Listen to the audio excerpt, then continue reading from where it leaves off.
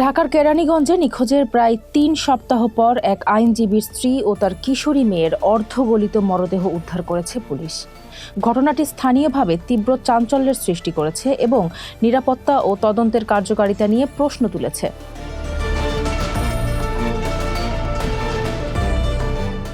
বৃহস্পতিবার রাতে কেরানীগঞ্জ মডেল থানার পুলিশ কালিন্দী ইউনিয়নের মুক্তিরবাগ এলাকায় একটি ভাড়া বাসা থেকে মরদেহ দুটি উদ্ধার করে। নিহতরা হলেন রোকেয়া রহমান ও তার মেয়ে ফাতেমা। ফাতেমা স্থানীয় একটি শিক্ষা প্রতিষ্ঠানের শিক্ষার্থী ছিলেন। রোকেয়া রহমান ছিলেন আইনজীবী মোহাম্মদ শাহিন মিয়ার স্ত্রী।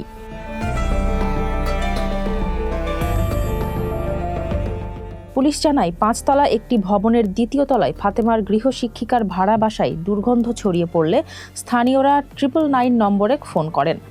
পরে পুলিশ গিয়ে ফ্ল্যাটের দরজা ভেঙে ভেতরে প্রবেশ করে। সেখানে খাটের নিচ থেকে রোকেয়া রহমানের এবং বাথরুমের সানশেড থেকে ফাতেমার মরদেহ উদ্ধার করা হয়।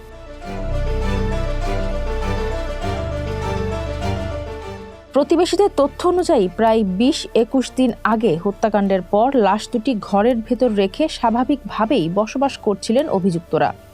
দুর্গন্ধের বিষয়ে জানতে চাইলে তারা ইঁদুর মারা যাওয়ার কথা বলতেন।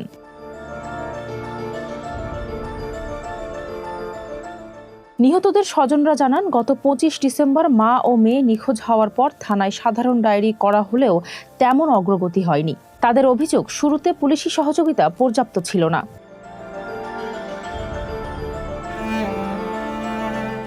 কেরানীগঞ্জ মডেল থানার ভারপ্রাপ্ত কর্মকর্তা এম সাইফুল আলম বলেন, প্রাথমিকভাবে এটি পরিকল্পিত হত্যাকাণ্ড বলে ধারণা করা হচ্ছে। ফাতেমার গৃহশিক্ষিকা সহ 4 জনকে জিজ্ঞাসাবাদের জন্য হেফাজতে নেওয়া হয়েছে। হত্যার কারণ ও ঘটনার পেছনে প্রেক্ষাপট জানতে তদন্ত চলছে।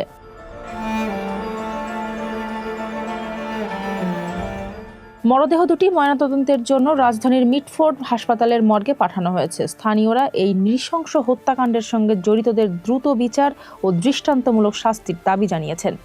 ফারজানা হাসিন, মানবকণ্ঠ ডেস্ক।